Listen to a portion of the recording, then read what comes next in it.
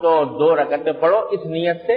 نماز حاجت صلاۃ الحاجہ کہلاتی ہے. نماز حاجت کی نیت سے نماز پڑھو اور نماز پڑھ کر پھر اللہ تعالیٰ سے مانگو. اس کے کچھ الفاظ بھی حدیث میں آئے ہیں، وہ یاد کر لیے جائیں تو بہت اچھا ہے. لا الہ الا اللہ الحلیم، لا الہ الا اللہ العلی العظیم، لا الہ الا اللہ الحلیم الکریم، لا الہ الا اللہ رب العرش العظیم، اللہم انی اسألک موجبات رحمتک وعزائم مغفرتک ومنجیات امرک والسلامۃ من کل اثم والغنیمۃ من کل ذی بر والفوز بالجنہ والنجاۃ من النار. یہ مناجات مقبول میں بھی لکھی ہوئی دعا ہے اور مصنون دعاؤں کی کتابوں میں بھی لکھی ہوتی ہے. یہ یاد کر لو تو اچھا ہے. لیکن اگر بالفرض یاد نہ بھی ہو، لا الہ الا اللہ العلی العظیم تو کہہ لو گے نا. لا الہ الا اللہ العلی العظیم کہہ کر اور اللہ تبارک و تعالیٰ کے حضور اپنی وہ حاجت پیش کرو. یا اللہ یہ مجھے حاجت پیش آ گئی، اپنے فضل و کرم سے مجھے یہ عطا فرما. یہ نماز حاجت پڑھ کے دعا مانگنے کا طریقہ تمام حاجات، تمام مشکلات کو حل کرنے کے لیے سب سے زیادہ افضل، موجب ثواب اور سب سے زیادہ مؤثر ہے. یہ رسول کریم صلی اللہ علیہ وسلم کی سنت ہے، آپ نے یہ تلقین فرمائی.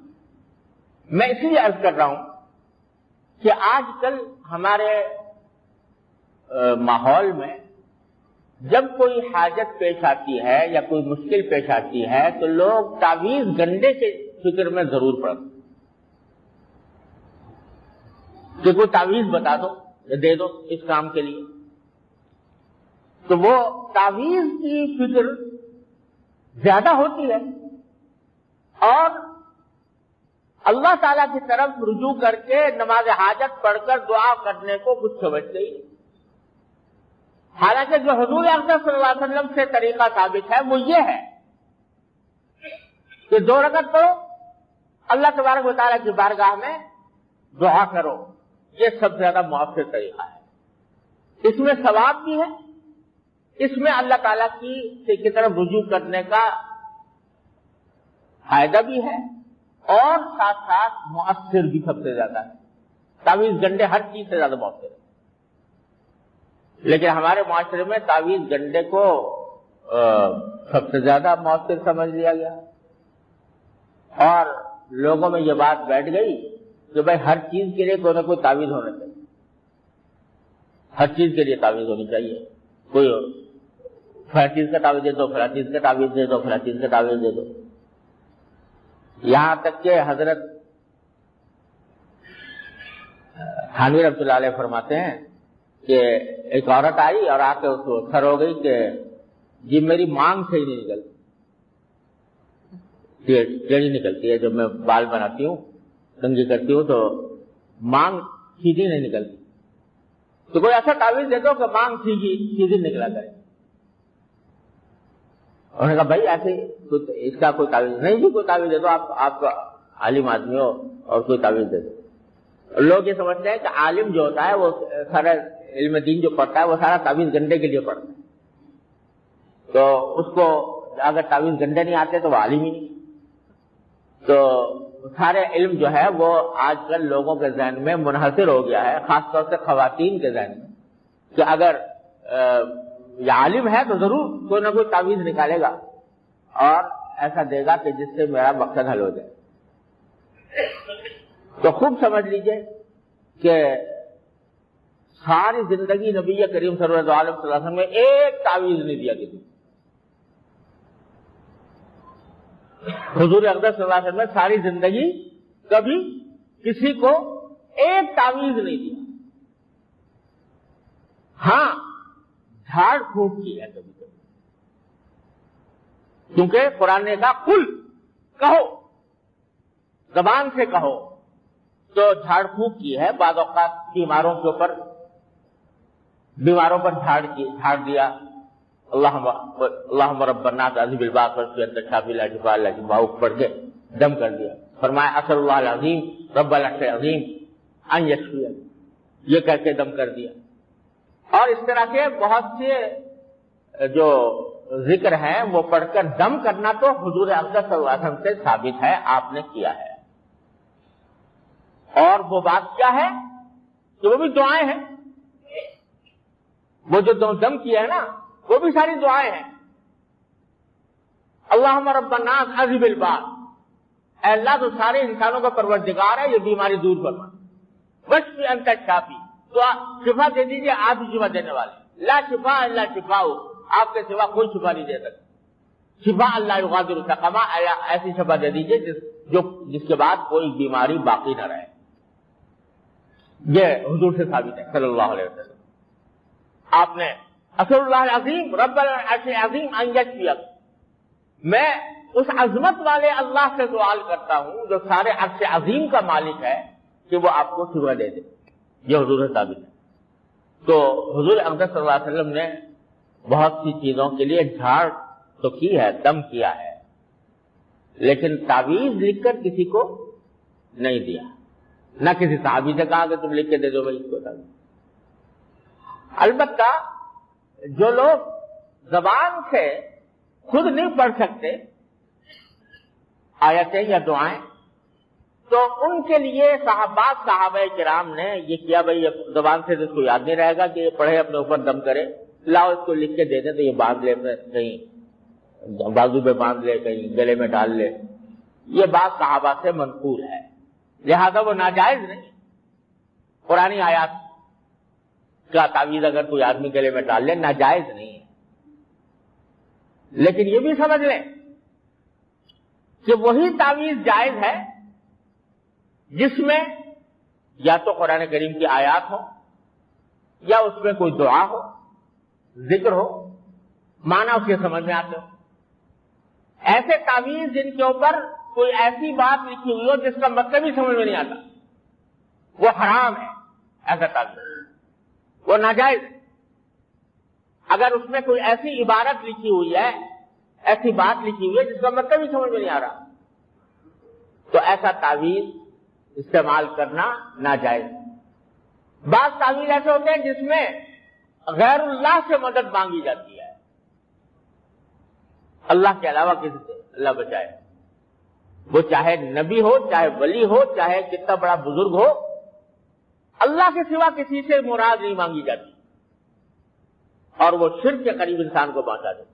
ایسے تعویذ بالکل حرام ہے، شرک کے قریب پہنچا دیتے انسان۔ اسی لیے فقہاء کرام نے فرمایا کہ اگر تعویذ میں کوئی ایسی زبان لکھی ہوئی ہے جو ہم سے آپ سمجھتے نہیں ہیں، تو کیا پتا کہ اس میں کوئی غیر اللہ سے مدد مانگ لی گئی ہو، کوئی شرک کا کلمہ اس کے اندر موجود ہو۔ اس واسطے ایسا تعویذ استعمال کرنا بالکل جائز نہیں۔ ہاں جائز کیا ہے کہ بھئی قرآن کریم کی آیات ہیں، ان کو بھی ادب کے ساتھ اگر استعمال کیا جائے، یا کوئی ذکر ہے اللہ تبارک و تعالیٰ کا، یا کوئی دعا ہے اور تعویذ میں لکھ دی گئی ہے، تو وہ جائز ہے۔ جائز ہے لیکن نہ ثواب ہے اس میں کوئی۔ لوگ سمجھتے ہیں کہ جو لوگ یہ تعویذ گنڈے کرتے ہیں تو اس کا یہ روحانی علاج ہے، اس کا نام روحانی علاج رکھا ہوا ہے۔ کوئی روحانی علاج نہیں ہے، وہ ایسا علاج ہے جیسے کہ آپ حکیم کے پاس گئے، ڈاکٹر کے پاس گئے، ہومیوپیتھی کے پاس گئے، ایسے ہی کسی عامل کے پاس چلیں گے۔ روحانی علاج کو کہنا ہی غلط، وہ بھی جسمانی علاج، اور اس میں نہ کوئی فضیلت ہے، نہ کوئی ثواب ہے، نہ کوئی تقدس اس سے وابستہ ہے، بس ایک جائز کام ہے۔ اور یہ بھی سمجھ لیں کہ اگر کسی خاص مقصد کے لیے آدمی قرآن کی آیت اس لیے پڑھتا ہے کہ یہ پڑھ کے میری بیماری دور ہو جائے، میرا قرضہ ادا ہو جائے، مجھے روزگار مل جائے، میری اولاد ہو جائے، تو تلاوت کا ثواب اس میں نہیں ملتا۔ وہ ٹھیک ہے جائز ہے، لیکن تلاوت کا ثواب اس وقت ملتا ہے جب خالص اللہ کے لیے پڑھے، اللہ کے لیے پڑھے گا، تلاوت کرے گا تو ثواب ملے گا۔ لیکن اگر وہ اپنے کسی ذاتی مقصد کے لیے کر رہا ہے تو ثواب نہیں۔ ہاں جائز ہے، کوئی گناہ بھی نہیں۔ تو بھائی یہ غلط فہمیاں ہمارے معاشرے میں پھیلی ہوئی ہے کہ جو طریقہ اللہ نے بتایا قل اعوذ برب الناس، اور جو طریقہ نبی کریم سرور دو عالم صلی اللہ علیہ وسلم نے بتایا کہ دعا کرو اللہ تعالیٰ سے، دعا کی ایسی چیز ہے کہ اگر دنیاوی مقصد کے لیے بھی کر رہے ہو اس پر بھی ثواب ہے۔ اگر کہو یا اللہ میرا قرضہ ادا کرا دیجئے، یا اللہ مجھے روزگار دلوا دیجئے، یا اللہ مجھے اولاد اچھی دے دیجئے، یا اللہ مجھے بیماری سے شفا دے دیجئے، مانگ رہے ہو اپنے لیے، لیکن ہر دعا پر اللہ تعالیٰ کے ہاں ثواب لکھا جا رہا ہے، عبادت ہے۔ لیکن تعویذ گنڈے میں کوئی عبادت نہیں ہے، نہ اس کے اوپر کوئی ثواب ہے، ہاں جائز ہے، جیسے اور علاج کرتے ہو یہ بھی علاج۔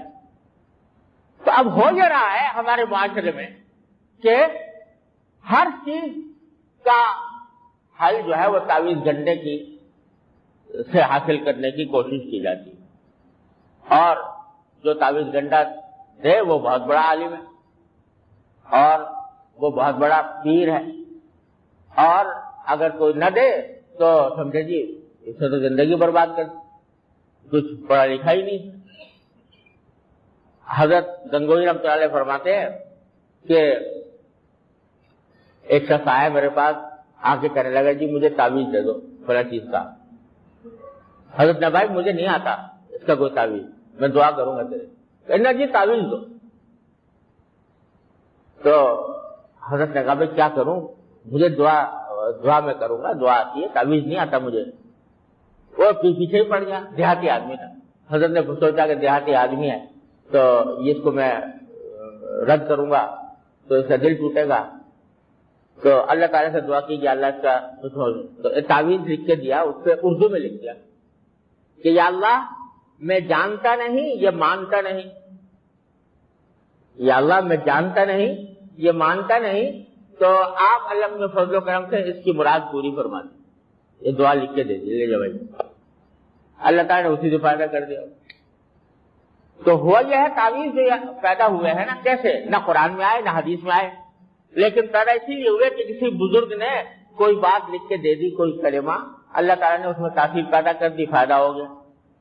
تو لوگوں نے کہا بھائی یہ تعویذ فلاں چیز کا بہت تعویذ ہو گیا، یہ بخار کا تعویذ ہے، یہ سر کے درد کا تعویذ ہے، یہ فلاں چیز کا تعویذ ہے، یہ اس طرح پیدا ہو گیا تعویذ۔ لیکن اصل بات یہ ہے کہ جب کبھی انسان کو کوئی حاجت، کوئی مشکل، کوئی پریشانی پیش آئے تو جو طریقہ قرآن نے بتایا، جو نبی کریم صلی اللہ علیہ وسلم نے بتایا، اس کی طرف زیادہ توجہ دو اور اس کو زیادہ اہم سمجھو، اس کو زیادہ مؤثر سمجھو، اور دوسری چیزوں کو اس کے مقابلے میں کمتر سمجھو۔ اب الٹا سمجھ لینا کہ تعویذ کو دعا سے افضل سمجھ لینا، اور یہ سمجھنا ہر چیز کا ایک تعویذ ہوتا ہے، تو یہ خیال جو ہے یہ غلط خیال ہے، اور یہ قرآن و سنت کی صحیح مرتبہ نہ دینے کی مرادف، اس سے پرہیز کرنا چاہیے۔ ہاں جو بھی آئے، میں کہتا ہوں سب سے اس سے زیادہ کوئی مؤثر نہ تعویذ ہے، نہ گنڈا ہے، نہ کوئی اور جھاڑ پھونک ہے، جو نبی کریم صلی اللہ علیہ وسلم نے بتا دی ہے، سرکار دو عالم صلی اللہ علیہ وسلم نے بتا دی ہے، اس کو یاد کر لو نماز حاجت، اور اس کے بعد کی جو دعا ہے لا الہ الا اللہ الحلیم الکریم، لا الہ الا اللہ العلی العظیم، لا الہ الا اللہ الحلیم الکریم، یہ دعا یاد کر کے اور ہر مقصد اللہ تبارک و تعالیٰ کی بارگاہ میں پیش کرنا چاہیے۔ اللہ تبارک و تعالیٰ اپنے فضل و کرم سے، اپنے رحمت سے ہم سب کو اس پر عمل کرنے کی توفیق عطا فرمائے۔ وآخر دعوانا الحمدللہ۔